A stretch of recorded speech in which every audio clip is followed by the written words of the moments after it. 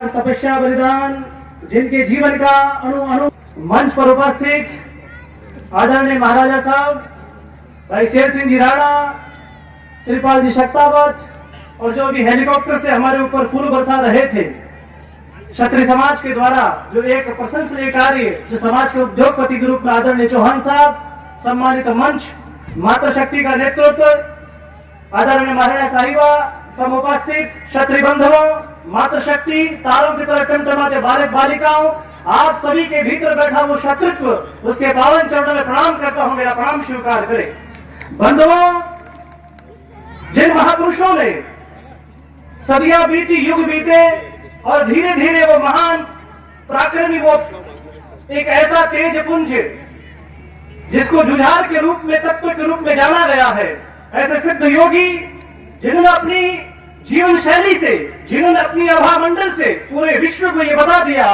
कि क्षत्रिय कोई जाति नहीं है, क्षत्रिय कोई समाज नहीं है, क्षत्रिय चलता फिरता तीर्थ है, ये साक्षात देवतुल्य की भूमि है। इसलिए ऐसे महापुरुष को हम प्रणाम करते हैं, वंदन करते हैं। बंधुओं, मैं आप लोगों से कहना चाहूंगा कि वर्तमान समय में भारत करवट ले रहा है, विदर ईदिया, हमें जरा सा समझना होगा, जानना होगा। इस दुनिया में बहुत सारे लोग आते और चले जाते हैं, इस दुनिया में कई सारी राजतंत्र की परंपराएं बदली है, उसके बाद में लोकतंत्र स्थापित हुआ है। ऐसे समय में हम सभी को जागना होगा और हम सभी के भीतर सोई भी, मुझे लगता है कि हम लोगों की आत्मा मर चुकी है, हमें आत्मा को जगाने की महती आवश्यकता है बंधुओं। और जिस कौम की आत्मा जग जाती है, मैं समझ सकता हूं कि आने वाला भविष्य आप लोगों का होगा। यदि आत्मा मर चुकी है तो आपका भविष्य नहीं हो सकता है बंधुओं, इसलिए आत्मा को जरा सा जगाइएगा। अभी झंडे डंडे की बात हो रही थी, मैं आप लोगों से कहना चाहूंगा, झंडे से काम नहीं चलेगा, डंडा नीचे मजबूत होना चाहिए, क्योंकि झंडा लगता है उसमें डंडा होता है, और डंडा जिसके हाथ में होगा, शेर सिंह जी राणा चिंता नहीं करें, ये तो हरियाणा है, हम तो आपको वहां भेजना चाहते जहां आपने कभी सोचा नहीं था। और अतरवाज जी आप चिंता नहीं करें, ये बस बात आती जिससे आप लड़ करके यहाँ तक पहुंचे हैं। पर मैं आप लोगों से कहना चाहूंगा, क्षत्रिय बंधुओं से, कि एक जाति से चुनाव नहीं जीता जाता है, एक समाज को लेकर के आप नहीं चल सकते हैं। मुझे दुख भी होता है इस बात का कि दारू की बोतल फेसबुक पे लगा करके नीचे जय राजपूताना लिखते हो। दुर्भाग्य है बंधुओं, जिस कौम में राम पैदा हुए, जिस कौम में कृष्ण पैदा हुए, जिस कौम में महावीर पैदा हुए, और जिस कुल के अंदर ऐसे हरिदेव जी महाराज पैदा हुए, ऐसे उनके महान हमारे पूर्वज, उनकी संतानें, यदि जरा सा दारू की बोतल लगाकर जय राजपूताना लिखती, दुर्भाग्य है बंधुओं। आप सभी को चाहिए, यदि जय राजपूताना लिखने का इतना ही शौक है तो किसी गरीब की मदद करिएगा, किसी बहन की मदद करिएगा, गौ सेवा करिएगा, राष्ट्र सेवा करिएगा, समाज सेवा करिए। जय राजपूताना आपका सीधा गर्व से चौड़ा हो जाएगा बंधुओं। हम सभी को बदलने की महती आवश्यकता है। ये ध्यान कान खोल के सुन ले बंधुओं, अब जमाना हो ही रहा है, समझ रहे हो।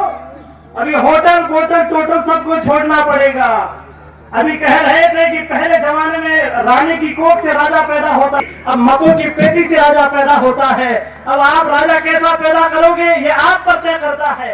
पहले जो राजा बनता था वो माँ के पेट से पैदा होता था।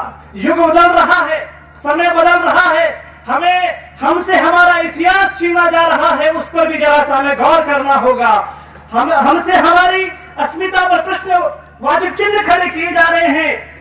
मुझे लगता है कि आने वाले समय में राजपूत होने के लिए हमसे सर्टिफिकेट मांगा जाएगा बंधुओं। ऐसे भी सरकारें कर सकती है, क्योंकि सरकारों से मेरा पुराना नाता है, इस चीज को सिर्फ सिंह जी जानते हैं। इसलिए बंधुओं, हम सभी को संगठित हो करके, क्योंकि मैंने सुना है संगठन करे चलो, सुपंथ पर बढ़े चलो, भला हो जिसमें समाज का वो काम सब किए चलो। आ रही है आज चारों ओर से यही पुकार, हम करेंगे त्याग मातृभूमि के लिए अपार। कष्ट जो सहा है मुस्कुराते सब सहेंगे हम, समाज के लिए जिएंगे और मरेंगे हम, ये हमारा संकल्प होना चाहिए।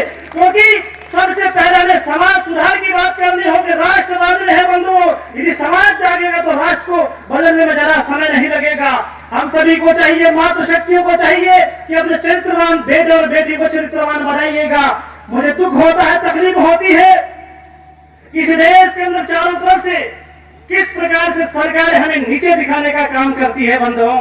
ये जरा सा हमको जागना होगा। एक सरपंच बनना मुश्किल, जिला परिषद का आपको टिकट नहीं मिलता है, और जब कोई बुद्धिमान लोग कहते हैं कि शेरों की भीड़ नहीं होती, अरे याद रखो शेरों की भीड़ बहुत जरूरी है, क्योंकि भेड़िया आपके पास पास में घूम रहे हैं। यदि शेरों की भीड़ नहीं होगी तो भेड़िया आधे करके आपको मार देगा।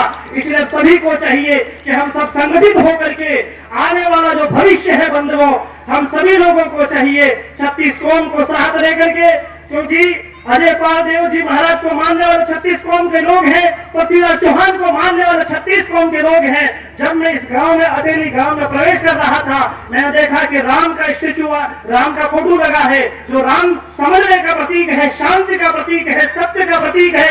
दुर्गादास राठौर का फोटो लगा जो त्याग का प्रतीक है।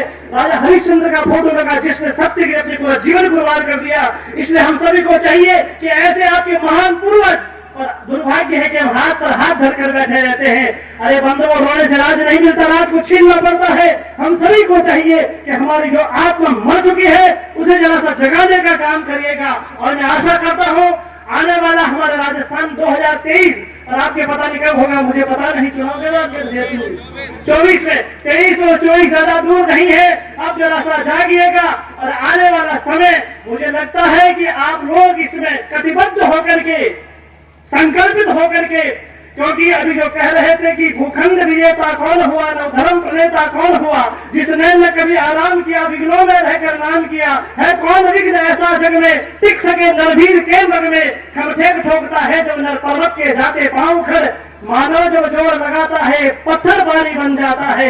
ये रामधारी सिंह दिनकर के महान विचार, इन पंक्तियों को पढ़ करके हमारे भीतर मानवता को पैदा करना होगा। बंधुओं, इस भूमि पर आकर के मैं स्वयं अपना आप को ऊर्जान्वित महसूस कर रहा हूं, और आशा करता हूं कि आप अपनी पीढ़ियों को सुधारने का काम करें। मांस और मिट्टी को दूर रखिएगा, दारू की बोतल को बंद करिएगा। मैं वो समाज नहीं चाहता, कर्जे वाला समाज मुझे नहीं चाहिए, राजपूत समाज कर्जे वाला समाज नहीं चाहिए, मुझे सुसंस्कार शिक्षावान समाज चाहिए। मैं चाहता हूं कि जितना हो सके दहेज मुक्त हमारा समाज होना चाहिए, क्योंकि दहेज के कारण से कई जमीन हमारी बिक चुकी है। बंधुओं, अब जरा हमें सोचना होगा, विचार करना होगा। बहुत सारी मन की पीड़ाएं हैं, आप सभी ने मुझे सुना।